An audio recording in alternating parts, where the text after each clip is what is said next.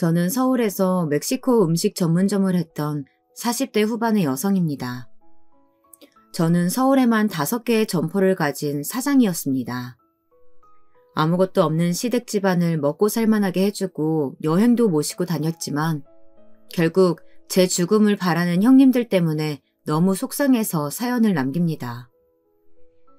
저는 어릴 때 해외 출장을 자주 다니시던 아버지 덕분에 성인이 되기 전까지 멕시코, 스페인, 터키 등 여러 나라에서 15년간 살았습니다. 그러다 보니 자연스럽게 그 나라 음식들을 먹어보고 따라 만들어보고 그 나라 친구까지 사귀게 되었죠.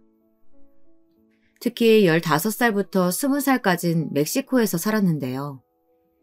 그때 제 꿈이 요리사였기 때문에 멕시코 요리를 현지에서 배우고 익혔습니다. 멕시코에서 유명한 파이타집을 하는 친구 덕분에 아르바이트를 하면서 직접 배웠죠.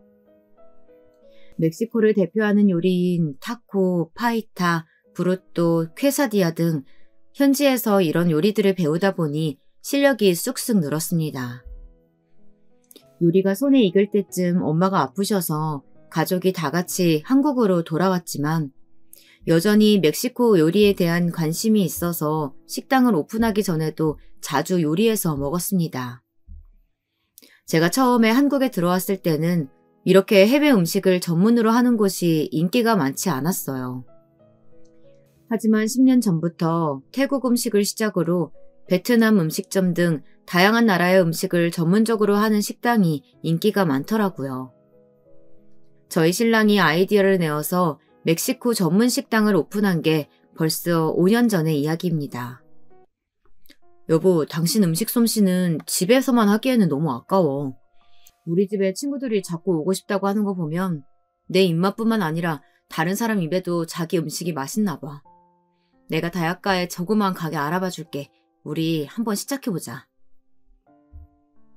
사실 제가 계속적인 유산으로 우울감에 빠져있자 신랑이 추천한 게 바로 식당이었습니다.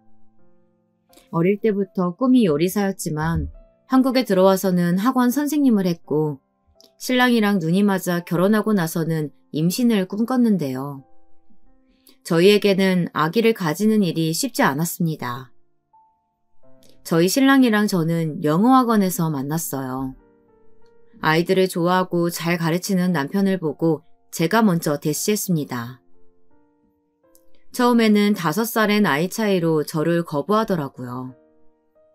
하지만 끊임없이 남편에게 저를 어필했고 저희는 연애를 시작한 지 1년 만에 결혼을 하게 되었습니다. 저희 신랑은 2명의 형이 있었는데요. 삼형제 중 유일하게 본인만 공부를 잘해서 어릴 때 형들이 어학연수 비용을 대신 내줘서 잘해야 한다고 했습니다. 저는 외동딸로 외롭게 자랐기에 식구가 많은 것도 좋아 보였어요.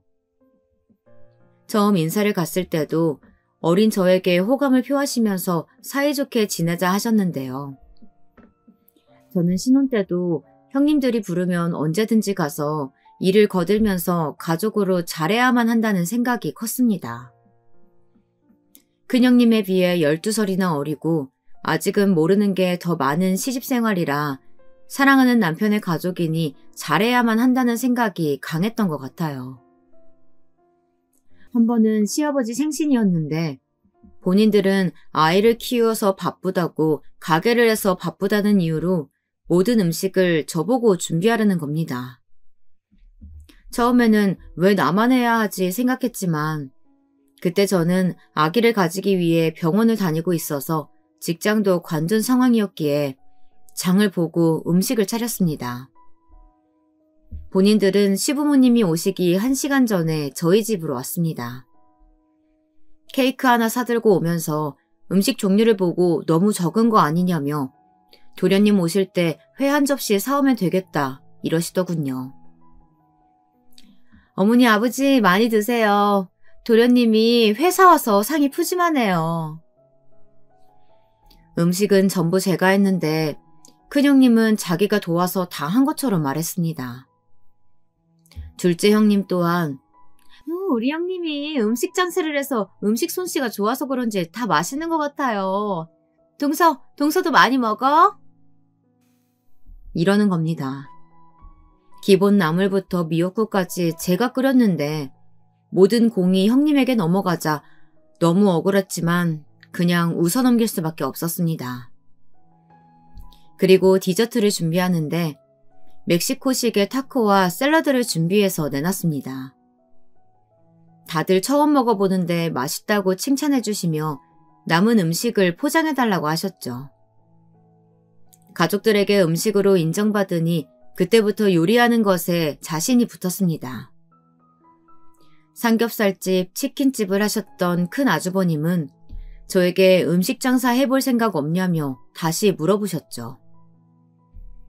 저는 멕시코에서 요리를 배웠고 전문적으로 하려다가 한국에 들어와서 자격증을 따고 학원 선생으로 갑작스럽게 취직하면서 요리할 기회를 놓쳤다고 말했습니다.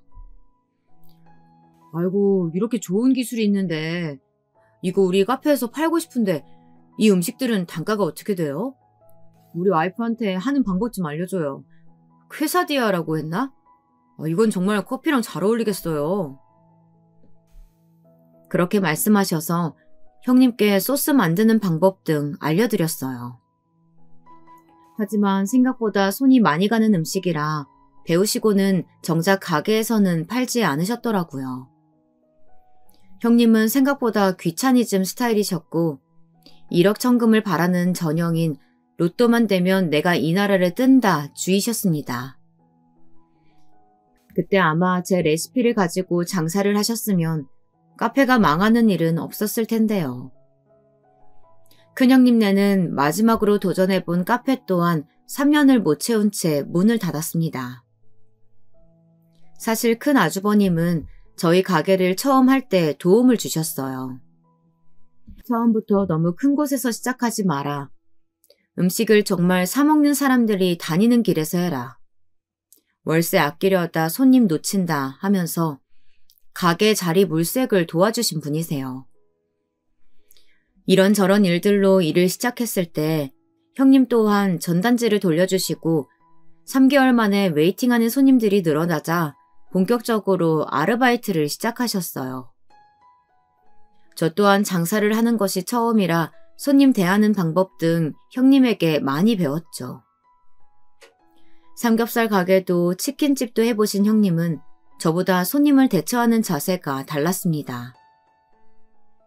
그렇게 큰형님네 덕분에 1호점을 성공을 이룰 수 있었는데요. 형님은 저희가 운이 좋아서 장사가 잘 된다고 말씀하셨지만 사실 엄청난 노력을 했습니다. 처음 가게를 시작하고자 했을 때 멕시코에 사는 친구에게 다시 레시피를 물어봤습니다. 멕시코에 살면서 요리사를 꿈꾸게 했던 친구는 멕시코에서 유명한 주방장이 되어 있었고 저희 부부는 요리를 다시 배우기 위해 2주간 멕시코로 떠났습니다. 5년 동안 살았어서인지 저는 금방 멕시코 요리를 마스터했고 친구도 인정하는 멕시코 요리 전문가가 되었습니다. 거기에 약간 한국식의 표전으로 만들다 보니 많은 분들이 사랑해 주셨죠. 남편이랑 저는 처음에는 테이블 5개가 겨우 들어가는 조그마한 식당을 오픈했습니다. 처음에는 사람들도 생소한 멕시코 요리이다 보니 하루 종일 5그릇 팔릴 때도 있었습니다. 하지만 입소문이라는 게 무섭더라고요. 대학생들 사이에 인기가 있자 저희에게 일을 배워서 포차를 하시겠다는 분도 생기셨어요. 덕분에 한강 포차에서도 유명해져서 프랜차이즈까지 낼 수 있었습니다.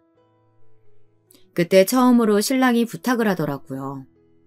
첫째 형님네 부부가 이번에도 실패해서 정말 힘들다고. 우리 2호점 가게를 형님에게 맡기는 것에 대해 의견을 물어봤습니다.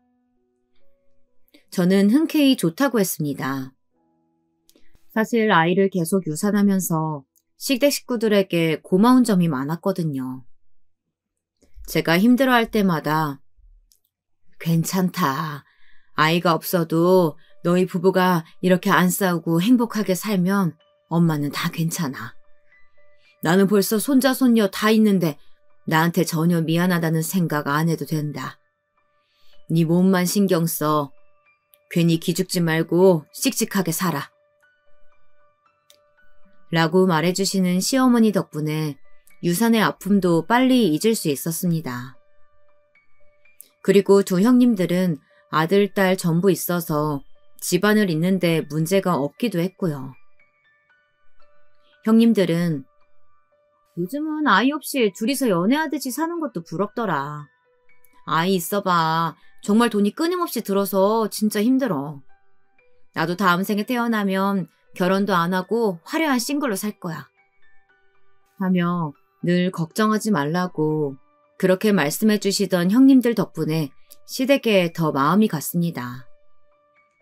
어느 정도 가게가 자리를 잡으면 시댁 식구들에게 되돌려 드려야지 생각도 늘 가지고 있었죠. 그래서 명절에는 항상 백화점 상품권을 준비해서 형님들께 드렸고, 어머니 아버지가 아프시면 그 병원도 우리 부부가 모시러 가고 병원비도 저희 부부가 다 부담했습니다. 한 번도 병원비를 나눠서 부담하자고 하거나 혼자 모시고 가는 것에 대해 불만을 표현한 적이 없었습니다. 시어머니, 시아버지는 늘 저희 부부에게 미안하다고 하셨지만 큰형님네도 작은 형님네도 고맙다, 수고했다 이런 문자 한 통 보내지 않았습니다. 사실 서운한 마음도 들었어요. 시댁의 대소사를 혼자 다 하는 느낌이었지만 가족이란 이름으로 뭉칠 수 있는 순간들이 좋았기에 참았습니다. 가끔씩 형님 부부는 종종 질투 아닌 질투를 하는 모습을 보이셨는데요. 어머님, 아버님이 막내 며느리만 이뻐하는 것 같아요. 아들 셋 중 막내 도련님만 늘 챙겨주시고. 그러자 작은 형님네도 도련님만 공부시켜서 좋은 대학 나왔다며. 이렇게 말하며 질투를 하시는 겁니다. 결혼 전부터 알고 있었던 사실이었지만 형들도 내심 막내 동생 공부를 자기들이 시켜줬다고 생각하더라고요. 정말 도움을 준 건 해외에 어학연수 갈 때 쓸 400만 원 주신 게 전부라고 들었는데 말이죠. 그래도 신랑의 형들이고 우리는 가족이니까 이런 생각으로 잘했습니다. 그래서인지 모든 가족들에게 들어가는 돈은 저희가 부담하는 게 당연하다는 듯이 했습니다. 저희 부부가 너무 호구같이 굴어서 더 그랬던 것 같기도 하고요. 그렇게 저희는 정말 아이가 없는 대신 시댁 식구들에게 더 정을 붙이고 더 잘해주려고 애썼습니다. 첫째 형님네는 아주버님이 회사에서 권고사직 당하신 후 퇴직금으로 삼겹살집을 하셨다가 1년 만에 그만두시고 다시 프랜차이즈 치킨집을 하셨다가 여러 경쟁사에 밀려 사업을 접으셨습니다. 그러다 마지막으로 도전한 저가형 카페마저 망할 위기가 찾아오자 저희 신랑에게 도움을 청하시더라고요. 동생아, 도저히 안 되겠다. 신용불량자까지 되어서 더 이상 대출도 힘들고 가게를 차릴 수가 없어. 형 일 열심히 배울 테니까 일 좀 시켜줘. 우리 아들 초등학생인데 아빠가 집에서 놀 수는 없잖아. 그렇게 형님 부부는 저희 가게 사장급 매니저로 취직을 하셨어요. 계속된 사업 실패로 신용불량자가 되어버린 형님 부부는 가게를 새로 오픈할 수가 없어서 저희 이름으로 된 2호점을 맡겼는데요. 시간이 지나신 뒤에 생각해보면 신이 나를 도우신 게 아닐까 합니다. 왜 이런 이야기를 하는지는 나중에 아실 거예요. 처음에는 학원과 병행하던 신랑도 이제는 저랑 같이 이 사업에 뛰어들었습니다. 착실하고 말하는 걸 좋아하는 신랑 덕분에 프랜차이즈도 쉽게 할 수 있었습니다. 저희만의 노하우로 특허 신청을 내고 소상공인 지원공단에 찾아가서 모든 일을 도맡아준 신랑 덕분에 저희는 빠르게 성장할 수 있었습니다.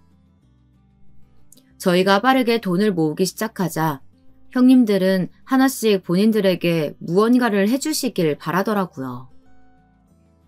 하루는 형님께 전화가 왔습니다. 우리 점 이번에 매출도 많이 올랐는데 우리 월급 좀 더 올려줘. 아르바이트생 한 명으로 하기엔 너무 힘들어. 동서가 우리 사정 잘 알잖아. 나도 애 키우면서 계속 가게에 매여 있을 수는 없는 거고. 동서가 좀 이해 좀 해주라. 형님, 아르바이트생 고용 안 하면 적어도 100만 원 이상 더 드릴 수 있어요. 제가 볼 때는 두 분이서 충분히 하실 수 있으실 텐데 저녁 마감할 때 잠시 나오셔서 도와주시면 될 것 같은데요. 동서가 아직 애가 없어서 그래. 아들 챙기고 하면 저녁에는 나도 우리 집 살림해야지. 내가 동서처럼 어린 나이도 아니고 마감은 못하지 힘들어서.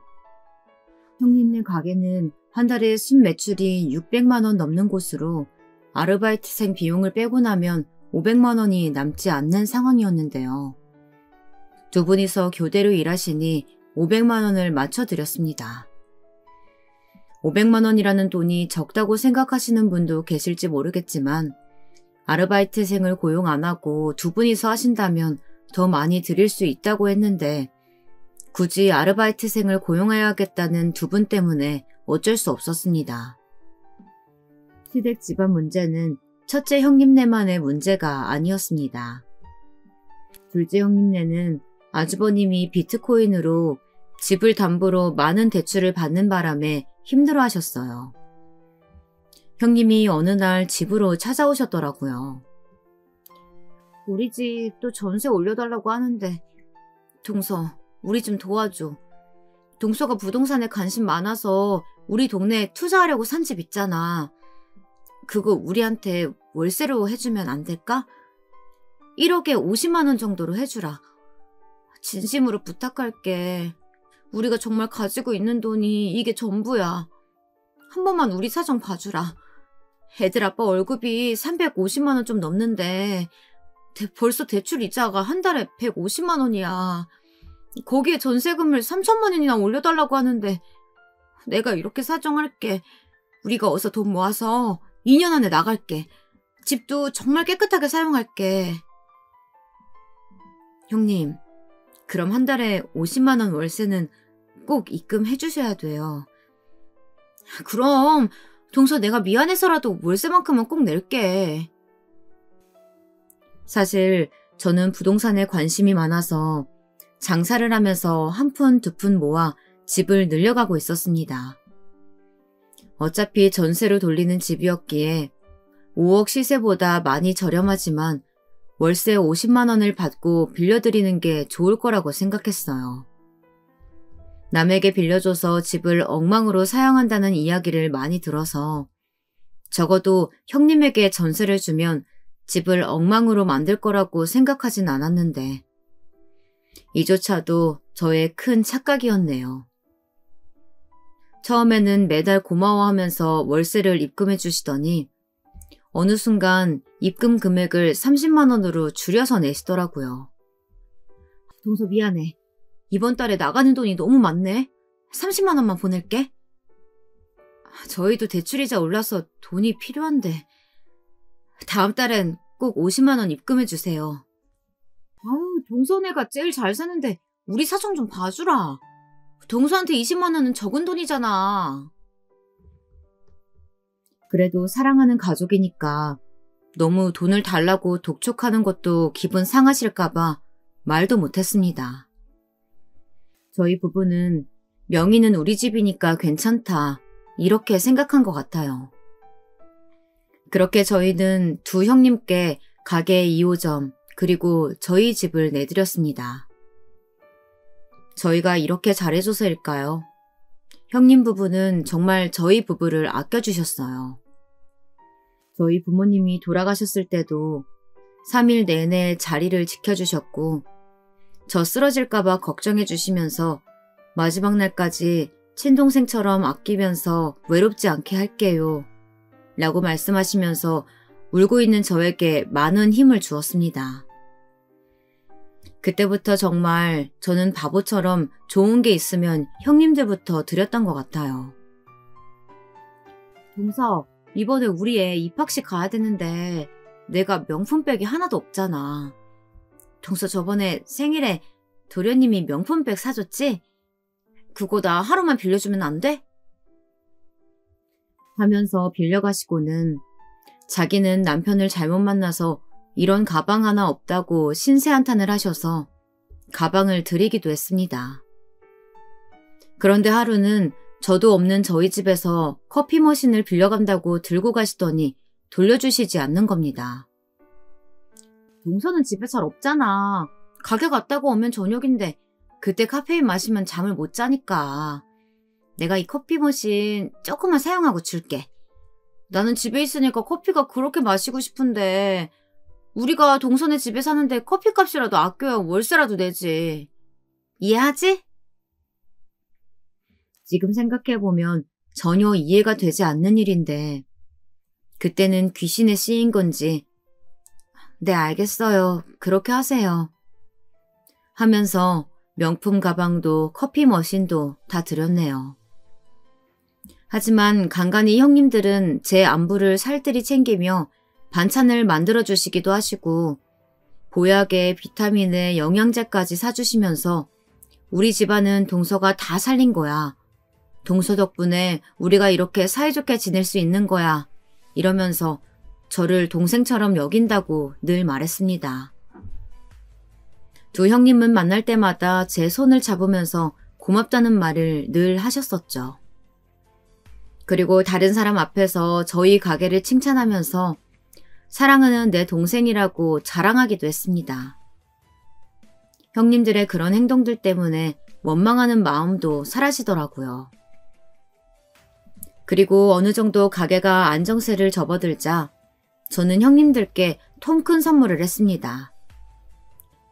형님들이 저를 동생처럼 아껴주셔서 제가 작은 선물 준비했어요. 여기 차 키요. 두 분 다 10년 넘은 차 타고 다니시는 거 알아요. 저 유산했을 때도 챙겨주시고 지금도 반찬에 보양식에 늘 챙겨주셔서 감사합니다. 저도 형님들께 잘할게요. 사실 두 형님들은 10년 전 아반떼를 가지고 계셨는데 이번에 나온 신형 아반떼를 선물로 해드렸습니다. 막내야, 네 차 덕분에 우리도 신형차를 다 타보네. 고맙다. 덕분에 배달도 더 열심히 다닐게. 정말 네가 결혼 잘해서 우리 집에 로또 같은 아이를 데리고 왔구나. 저 아주버님은 아주 신나하셨어요. 형님들도 제 두 손을 잡으시고는 동서 정말 고마워. 앞으로도 아프거나 힘든 일 있으면 나한테 전화해. 내가 친동생처럼 동서 생각하는 거 알지? 동서 덕분에 정말 요즘 살맛이 나는 것 같아. 조카 또한 제 손을 잡으면서 숙모 고마워요. 계속 돈 잘 벌어서 숙모 재벌돼서 백종원 아저씨 같은 분 되셨으면 좋겠다. 천진만난한 조카의 말에 저희 가족들은 다 웃었습니다. 이게 꿈이라면 영원히 깨고 싶지 않을 정도로 행복한 날들이 이어졌습니다. 전부 저의 착각 속 가족의 모습이었죠. 현실의 모습은 달랐습니다. 어머니 생신을 맞이하여 떠난 가족여행에서 그들의 민낯을 알게 되었습니다. 어머, 동서 덕분에 우리가 이렇게 비싼 호텔방에서 자보네요. 속초 바다도 보이고 침대도 너무 편하고 어머니 생신 덕분에 우리도 오래간만에 바닷바람 나시니까 좋아요. 그러게요, 형님. 속초 앞바다도 이렇게 좋은데 다음에 우리 가족 다 같이 태국이라도 가요. 어머님, 아버님 살아계셨을 때 모시고 가면 좋잖아요. 동서 시간 날 때 말만 해. 내가 잘 알아볼게. 우리 다 같이 여행 오니까 너무 좋다. 우리 해외여행도 가자. 막내 아가, 호텔 예약하고 식당 예약한다고 고생했다. 내가 말년에 며느리 잘 봐서 이런 호사를 누리네. 설악산 케이블카도 20년 전에 타보고 처음 타보고. 고맙다. 평생 기억에 남을 것 같아. 바다도 오랜만에 보니까 참 좋구나.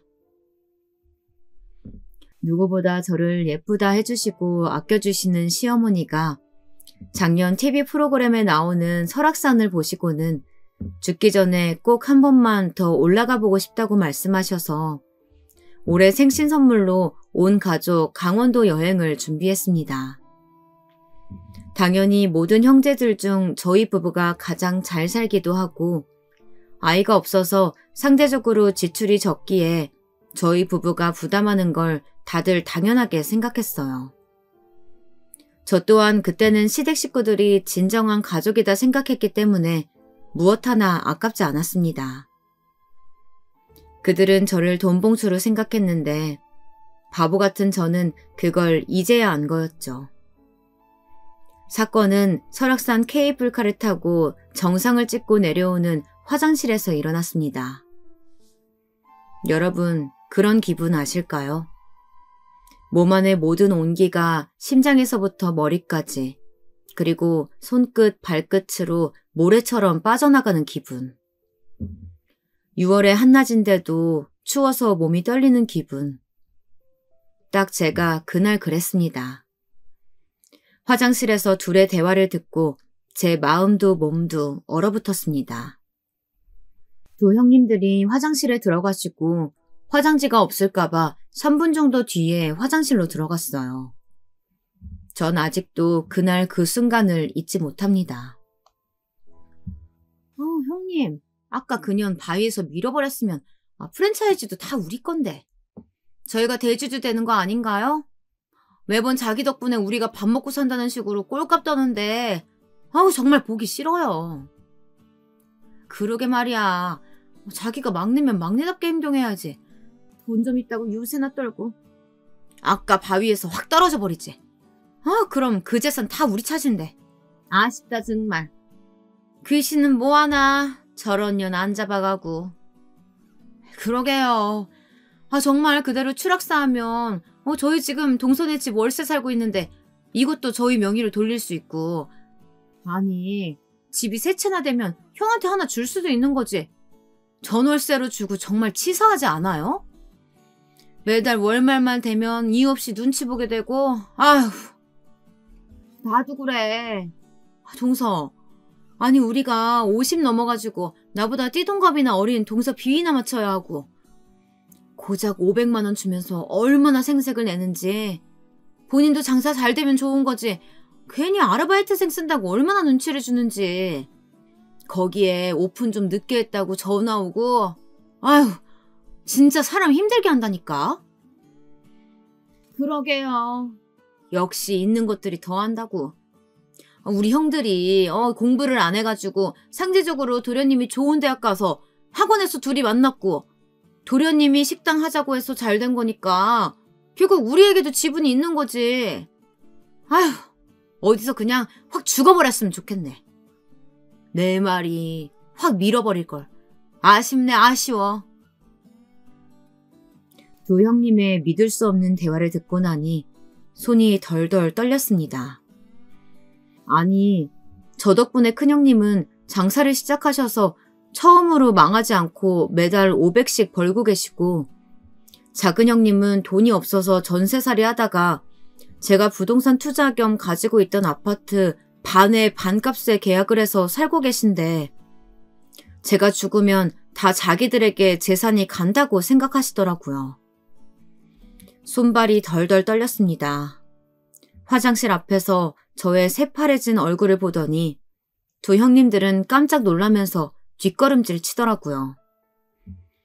저승사자를 본 듯한 얼굴로 억지 웃음을 짓는데 기가 찼습니다.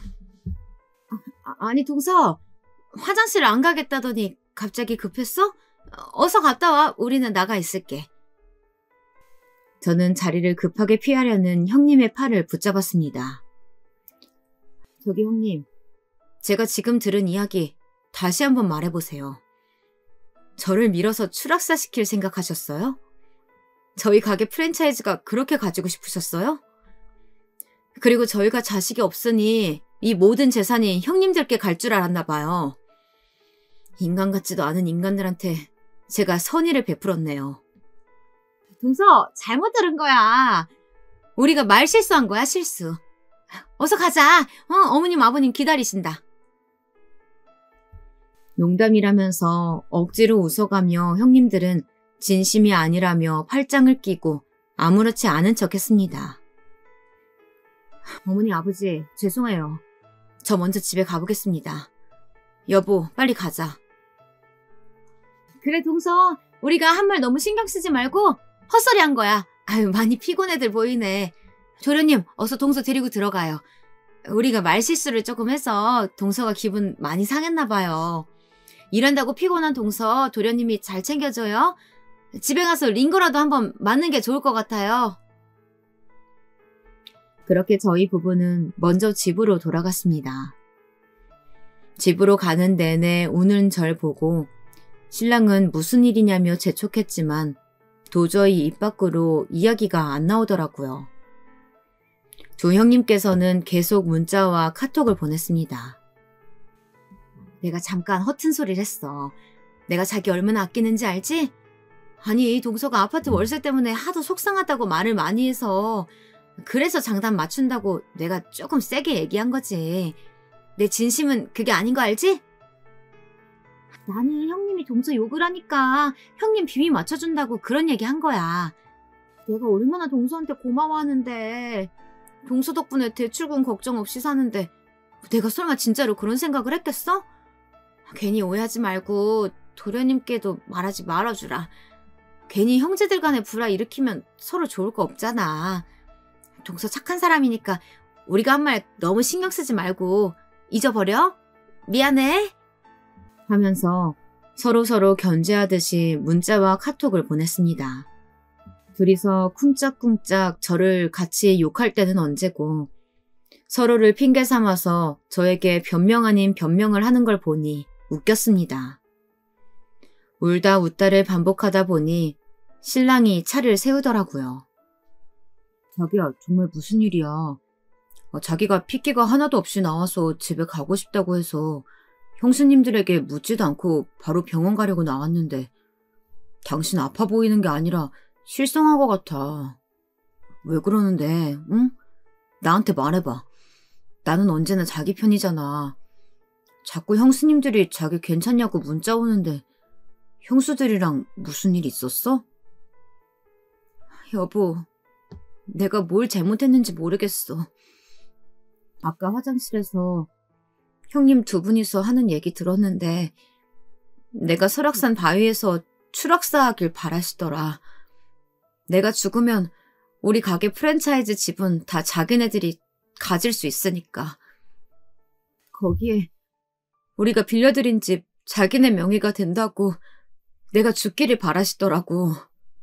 신랑은 믿을 수 없다며 잘못 들은 게 아니냐고 했다가 하산한 이후 형님들의 표정과 제 표정에서 진실임을 깨달았습니다.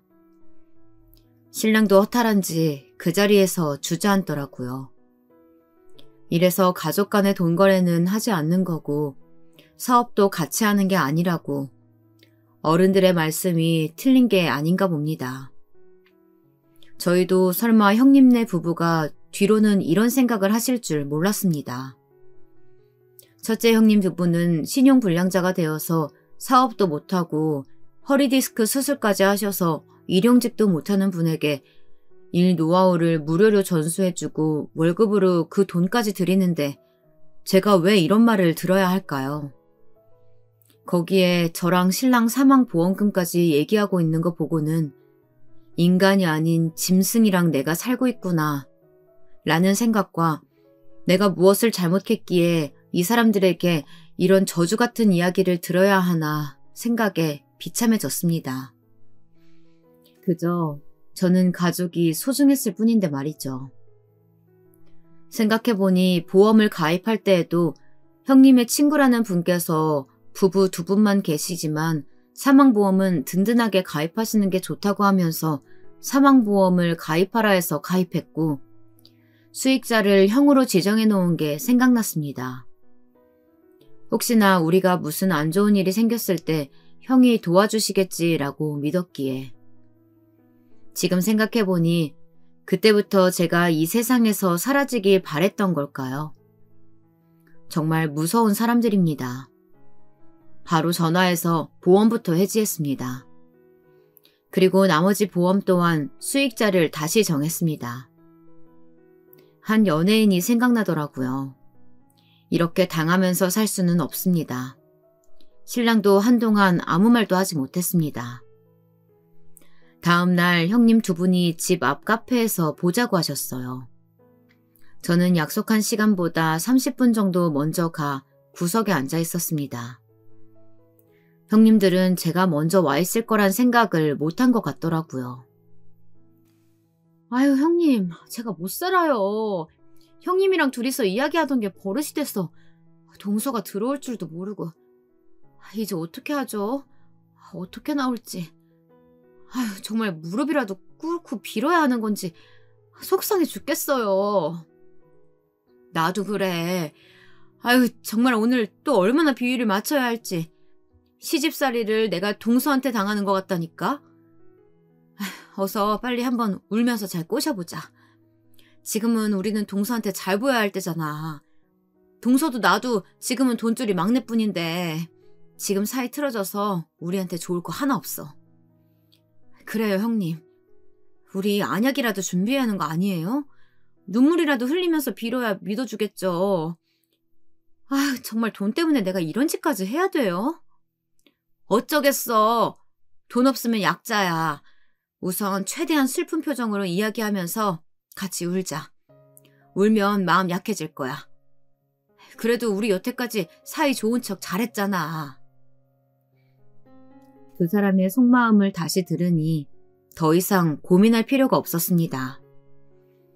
이렇게 나 혼자 고통 속에서 살 수 없었습니다. 머리가 삐쭉 서면서 손발이 떨렸지만 최대한 담담한 목소리로 말했습니다. 울고 있는 모습을 보여주기 싫었으니까요.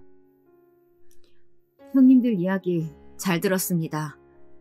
제가 모자 쓰고 뒤에 앉아있는 거 모르셨나 본데 이렇게 속마음을 솔직하게 말씀해 주셔서 더 이상 고민 안 해도 되겠네요. 이제 다시는 저 찾아오지 마세요. 얼굴 보고 싶지 않으니까. 저는 자리를 박차고 나갔습니다. 형님들은 당황해서 저를 붙잡지도 못하고 멍하게 서 계시더라고요.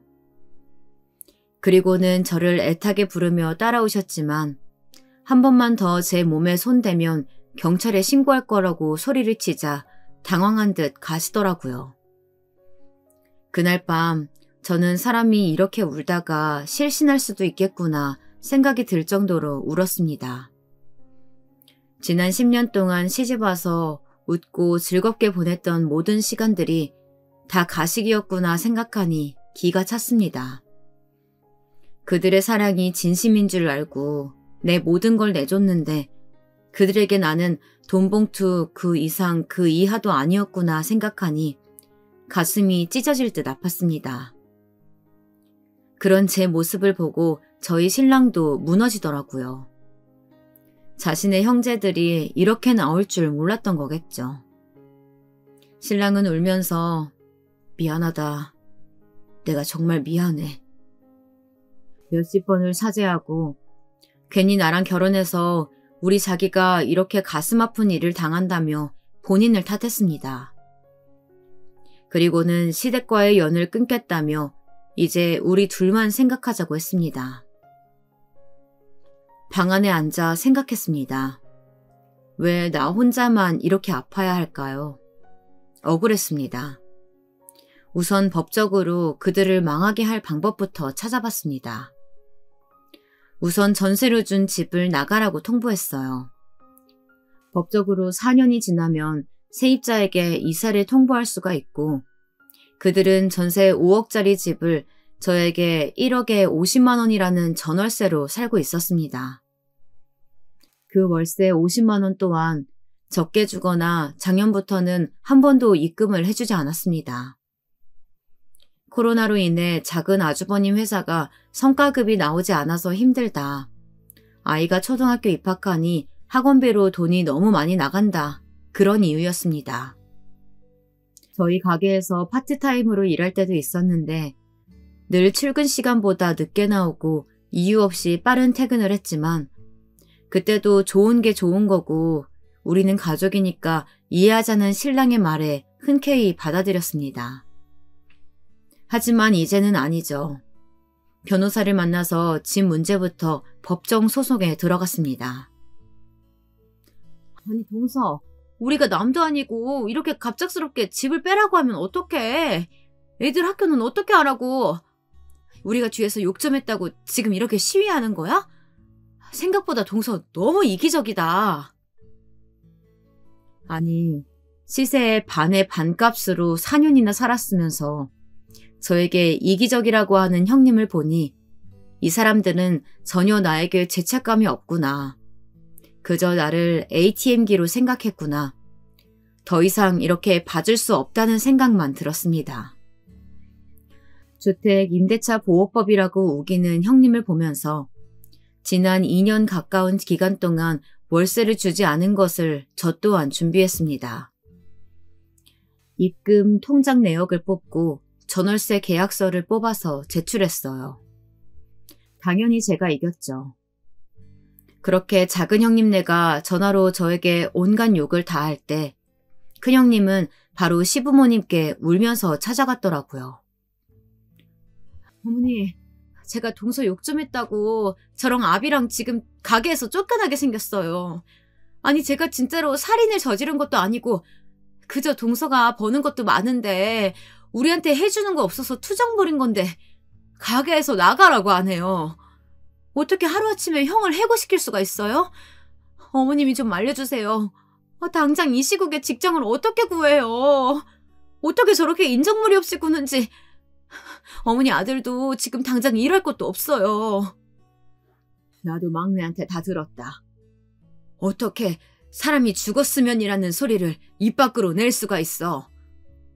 아니 너희는 인간으로서 할 말이 있고 못할 말이 있는데 나도 너희 편 못 든다. 너희가 싹싹 빌어.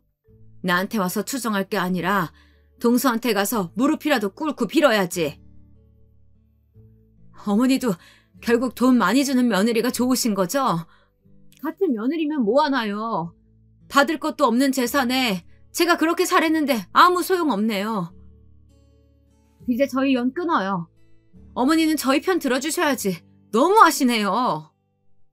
방에서 조용히 이 대화를 듣고 있던 저희 신랑이 이 말을 듣고 더 화가 나서 따졌습니다. 아무리 속상해도 시어머니 앞에서 할 말이 있고 못할 말이 있는데 가족 간의 인연을 끊자는 말이 이렇게 쉬울 줄 몰랐습니다. 그 다음날 큰 아주버님도 찾아오셨더라고요. 제주씨, 제가 이렇게 사과할게요. 한 번만 봐주세요. 그날도 저는 제주씨가 그냥 아픈 줄 알았어요. 우리 집사람에게 물어보니까 둘째랑 험담 조금 했다고 해서 심각하게 생각 못했습니다. 그렇게 사람을 죽인다는 말을 할 줄 몰랐어요. 저희 애들 엄마가 잘못했어요. 저는 애들이랑 살아야죠.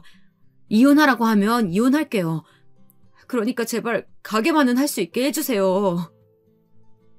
그날 저녁 큰형님네는 경찰에 소음 민원이 날 만큼 크게 다투셨다고 하더라고요. 사건의 전말을 전부 다 들은 아주버님은 형님에게 당장 나가라고 소리쳤다고 하더라고요. 아주버님 입장에서는 삼겹살집, 치킨집, 카페까지 단 한 번도 성공을 못한 장사가 이제 막 자리를 잡아가고 일하는 즐거움을 느끼고 사는데 당장 형님이랑 이혼할 테니 장사만큼은 하고 싶다고 사정사정을 하셨습니다. 솔직히 저는 아주버님 얼굴도 보고 싶지 않았습니다.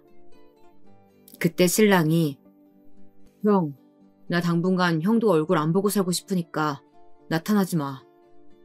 솔직히 형도 믿을 수가 없네. 형수 혼자만의 생각이겠어?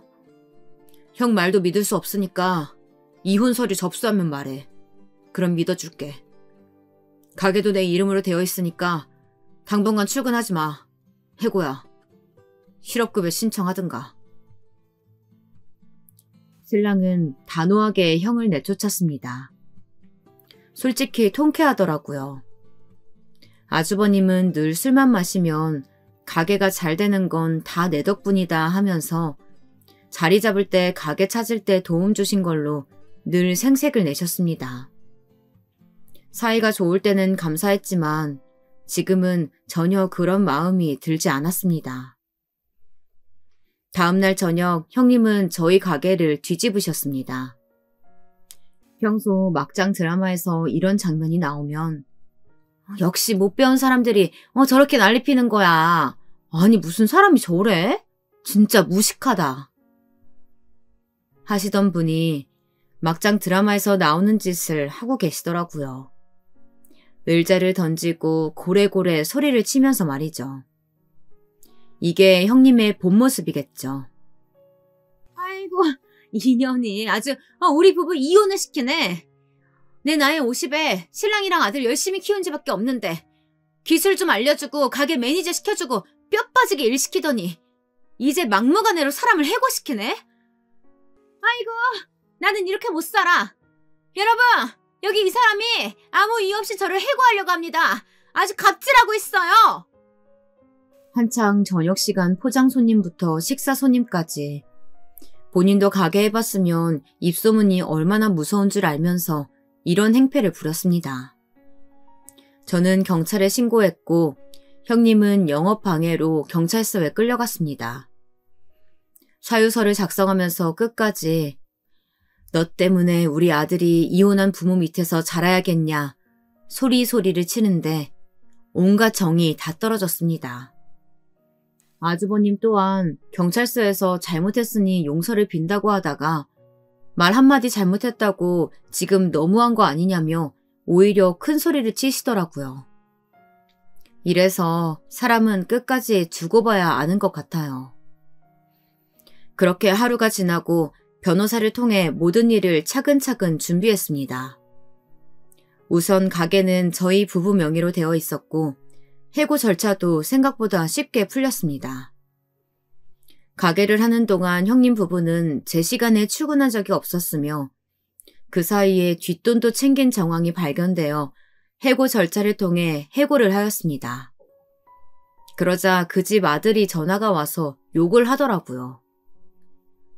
아니 숙모, 우리 엄마가 뒤에서 욕 좀 했다고 지금 엄마 아빠 해고시키면 저는 어떻게 살아요? 제 인생 망치면 숙모가 책임지실 거예요?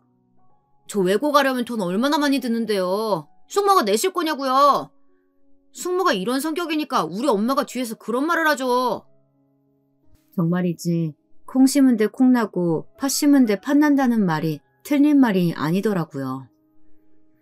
어떻게 매번 만날 때마다 10만 원씩 용돈 주고 초등학교 졸업식 날에는 사달라는 아이폰도 사주고 중학교 입학할 때는 친구들 다 입는다고 숙모 패딩 하나만 사달라고 해서 80만 원짜리 패딩을 사줬는데 이런 모습을 보니 다 소용없는 짓이었구나 싶더라고요. 이뿐만이 아닙니다. 또 하루는 아주버님이 술을 드시고 3호점 가게에 오셔서 의자를 집어던지고 고래고래 소리를 치는 겁니다.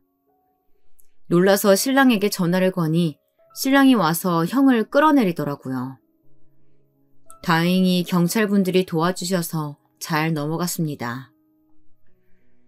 그 일이 일어난 후 3일 정도 연락도 없고 찾아오지도 않아서 이제 좀 평화롭게 마무리가 되려나 싶었습니다. 하지만 사건은 또 일어나고 말았죠. 저희 가게 앞으로 형님네 친정 식구들이 찾아와서 무릎 꿇고 비는 겁니다. 우리 딸 한 번만 봐주게. 지금 이렇게 쫓겨나면 이 사람들 굶어 죽어야 돼. 우리 딸이 잠시 정신 나간 거야. 이혼하면 어떻게 살라고. 나를 봐서 한 번만 봐주실게. 70대 후반에 형님이 오셔서 비는데 잠시 넘어갈 뻔했지만요. 그래도 용서는 되지 않더라고요. 형님 동생도 와서는 우리 언니가 진짜 잘못했어요. 우리 언니가 친동생인 나보다 동서 더 많이 아끼고 챙겨요. 한 번만 봐주세요. 우리 언니 이제 50 넘어가는데 지금 형부랑 다 같이 백수 되면 어떻게 살아요? 백수가 될 뻔한 분들을 저희 부부가 살만하게 해드리니 죽이겠다고 생각하는 분들에게 제가 더 이상 무엇을 해드려야 하는지 묻고 싶었습니다. 매일매일 동서 내가 진짜 잘못했어. 한 번만 봐줘. 하면서 자꾸 찾아오니 그것조차 스트레스가 되었습니다. 얼굴조차 보기 힘든 사람들이 매일매일 집 앞에서 기다리고 있으니 집으로 가는 길이 너무 힘들었습니다. 그뿐만이 아닙니다. 둘째 형님네는 집에서 쫓겨날 상황에 처하자 모든 짐을 저희 집으로 보냈습니다. 저희 때문에 원룸으로 쫓겨났으니 짐 둘 곳이 없다는 이유였습니다. 저희는 지금 당장 이 짐을 들고 가지 않으면 쓰레기 투기죄로 고소한다고 했습니다. 그러자 사람이 어떻게 그럴 수 있냐며 소리소리 치는데 정말 이사는 저희가 가야 될 것 같았어요. 동네 사람들이 다 나와서 쳐다볼 정도로 작은 형님은 아파트 단지 안에서 난리를 피웠습니다. 정말 막장 드라마가 현실에서 일어나는 느낌이었죠.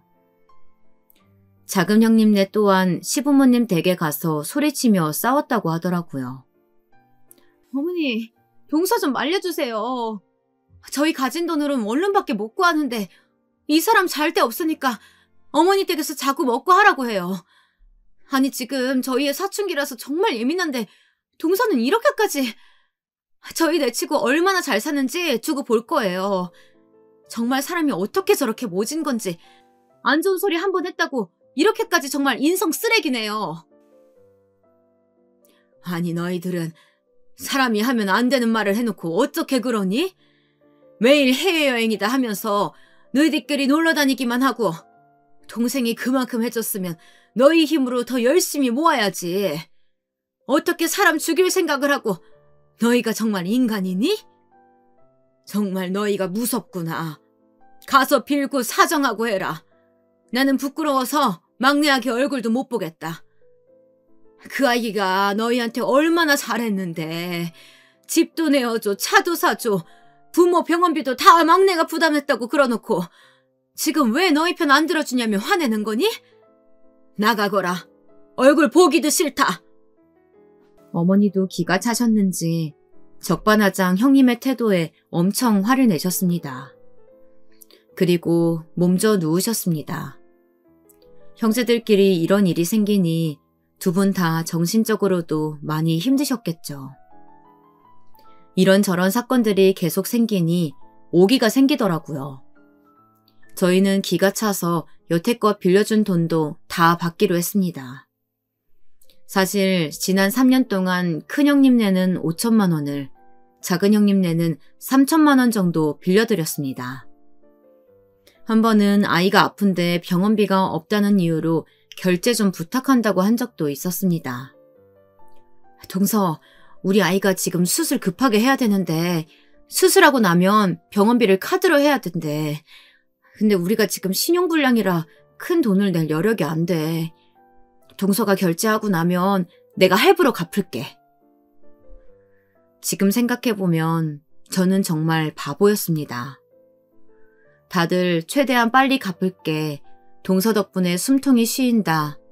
이렇게 말씀하셨지만 어느 순간에 빌렸다는 사실조차 기억하지 못하는 것 같았습니다. 그러다 늘 비싸고 맛있는 음식이 먹고 싶으면 저희에게 전화를 거셔서 우리 같이 맛있는 집 가자 하면서 계산은 우리가 내는 걸 당연하게 생각하시더라고요. 지금 생각해보니 그 사람들은 저를 동생으로서가 아니라 돈 벌어오는 기계로 생각한 것 같아요. 그걸 전 이제야 알게 되었네요. 이 사람들의 본 모습을, 나를 어떻게 생각하고 있는지. 두 형님들의 만행은 이걸로 끝나지 않았습니다.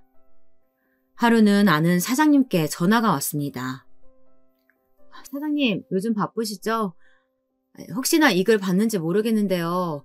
그 맘카페에 사장님 가게에 대한 안 좋은 글이 올라와서 한번 보시라고 보내드려요. 아무리 익명이라고 하지만 저도 대충 사정은 전에 들어서 아는데 가족끼리 너무하는 것 같네요. 사장님 한번 읽어보시고 운영자에게 글 내려달라고 해요. 지금 댓글도 너무 안 좋아요. 사장님의 급한 목소리에 무언가 잘못되고 있다는 생각이 들었습니다. 저는 얼른 들어가서 익명방에 글을 봤습니다. 누가 읽어도 저희 가게인 줄 알 것 같은데 정말 저를 천하의 나쁜 년으로 글을 작성했더군요. 부부 둘이서 열심히 일했는데 어느 정도 가게가 매출이 오르자 형네 부부를 쫓아버린 비양심적인 가게를 고발합니다. 라는 글로 자기들 잘못은 하나도 없이 우리가 돈에 미쳐서 쫓아내는 정말 인간 쓰레기로 만들어진 글을 보니 용서가 되지 않더군요. 아무것도 모르는 사람들은 댓글로 비공개로 저희 가게를 알리듯 퍼져나갔고 어느새 댓글 수가 300개를 넘어가자 글은 지워졌습니다. 아마 형님도 아차 싶었나 봐요. 본인이 사람을 죽이려 했다는 사실은 밝히지 않은 채 저희 가게에 대한 안 좋은 소문을 내고 싶었나 봅니다. 형님의 생각보다 많은 댓글이 달리자 겁이 나서 지운 거겠죠. 저희는 또 고발을 했고 경찰서에서 다시 만나게 되었습니다. 처음에는 내가 술을 마셔서 정신이 나가서 그랬다. 갑자기 살 길이 막막해지니 어쩔 수 없었다며 용서를 빌다가 나중에는 이렇게 돈 가지고 사람 무시하는 거 아니다 라면서 갑질하는 걸로 인터넷에 올리겠다 위협까지 하더라고요. 솔직히 인터넷으로 올리면 누가 더 욕을 먹을까요? 더 이상 말이 통하는 상대가 아니라고 판단하고 저희 또한 모든 시댁 전화번호를 차단했습니다. 이런 일이 계속 일어나자 신랑은 모든 가게를 접고 부동산을 처분하고 해외로 나가자고 하더라고요. 신랑이나 저나 영어를 잘했기 때문에 사실 이민이 어려운 일은 아니었습니다. 살면서 저희가 이민을 생각한 적은 많았어요. 한국에서는 아이 없이 사는 부부를 불편하게 하는 시선들이 저에게는 상처였거든요. 그런 상처를 시댁 식구들에게 헌신하면서 만족하며 살았는데 제가 죽기를 바라는 사람들이랑 더 이상 가족이라는 이름으로 묶이고 싶지 않았습니다. 그렇게 저희는 하나하나 정리를 시작했어요. 우선 가게는 지방에 프랜차이즈를 냈던 분이 인수하시기로 결정했으며 부동산은 둘째가 안 나간다 버텼지만 결국 법정 소송으로 이겨서 문제가 없었습니다. 그렇게 저희는 캐나다 이민을 준비했습니다. 신랑은 학원 선생을 하기 전에 어학연수로 갔다 왔던 캐나다에서 꼭 다시 살고 싶은 마음이 있다고 하였고 저는 지긋지긋한 한국만 벗어나면 된다는 생각뿐이었습니다. 사업장과 부동산을 정리하니 저희는 한평생 돈 걱정 안 할 만큼 재산이 있었습니다. 다만 마음에 걸리는 것은 늘 저에게 따뜻하게 편들어 주시는 시부모님이었어요. 정말 저런 형들 같은 아들을 낳았다고 볼 수 없을 만큼 점잖으시고 늘 저희에게 고맙다, 감사하다는 표현도 잘해주셔서 선물을 사드려도 식사를 대접해도 늘 제 손을 잡으시며 복덩어리 며느리라고 말씀해 주시는 분들이셨습니다. 형님 부부에게는 전혀 미안한 마음이 들지 않았지만 정말 시부모님께는 죄송하더라고요. 아버지, 어머니, 죄송해요. 이렇게밖에 못하는 저희를 이해해 주세요. 형님들이 아직도 매일 저에게 욕하면서 전화도 오고 찾아오고 더 이상 한국에서 못 살 것 같아요. 가게에도 찾아와서 온갖 행패를 부리고 이제 사업장 관련 모든 것들도 다 처분했어요. 작은 형님들도 집으로 찾아와서 소리치고 난리 피우셔서 집도 팔았습니다. 이웃들이 신고해서 경찰까지 오고 정말 부끄러워서 더 이상 살 수가 없어요. 지난 이야기를 하면서 하염없이 눈물이 나더라고요. 저희 신랑도 울면서 어머니께 말씀드렸어요. 저희 부부가 해드릴 수 있는 건 이 통장이에요. 분명 형들이 찾아와도 절대로 주지 마시고 병원비 아끼지 마시고 사용하세요. 아마 형들은 당분간 어머니 아버지한테 연락도 안 하고 정신 못 차리고 난리 피울 수도 있을 것 같아요. 그럴 때 괜히 버스 타지 마시고 택시 타고 병원 다니세요. 형제들끼리 이런 모습 보여서 죄송합니다. 저희 죽고 난 재산까지 탐내는 사람들에게 더 이상 호구처럼 돈 퍼주지 않을 거예요. 저흰 할 만큼 했습니다. 저희 이야기를 들으신 어머니는 제 손을 잡으면서 우시더라고요. 아가, 고생 많았다. 안 그래도 정환이가 찾아와서 그간 있었던 일 다 말해주더라. 어찌 인간의 탈을 쓰고 그런 짓을 하는지 내가 차마 너를 볼 낯이 없다. 가서는 마음 편하게 행복하게 살아. 간혹 생각나면 전화 한 통 해다오. 그렇게 저희는 한국에서의 아픈 기억을 잊고 지금 행복하게 캐나다에서 살고 있습니다. 저희에게 집을 빼앗긴 형님은 식당에서 설거지 아르바이트를 하고 계시고요. 큰형님네는 결국 이혼을 하셨고 형님은 빌딩 청소 일을 한다고 들었습니다. 저희는 캐나다에서 에어비앤비를 하면서 즐겁게 보내고 있습니다. 평생 악착같이 돈 벌지 않아도 생활할 수 있는 재산을 모았고 신랑이랑 이렇게 둘이서 행복하게 살 일만 남았네요. 더 이상 시댁 식구들에게 퍼주는 일도 없을 거고 훗날 저희가 이 세상을 떠날 때를 대비해서 모든 재산을 미혼모 가정에 기부하기로 법적 조치도 해놨습니다.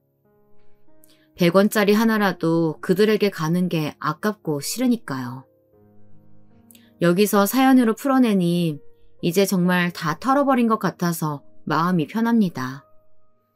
이렇게 저희 부부가 행복하게 사는 게 제일 큰 복수겠죠.